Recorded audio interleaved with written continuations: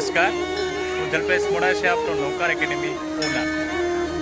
કહેવાય છે કે જ્યારે વ્યક્તિ સંઘર્ષમાં હોય ત્યારે વ્યક્તિ પોતાની મા અને પિતાને યાદ કરે છે, પણ આખા જગની માં એટલે મોગલમાં. તો આજે આપણે સૌ દર્શન કરીએ આ મંદિર અને ઈશ્વરને પ્રાર્થના કરીએ, મોગલમાને પ્રાર્થના કરીએ. કામળી હાથે ધરી તલવાર માના નાચે રે ચોકે મંદા.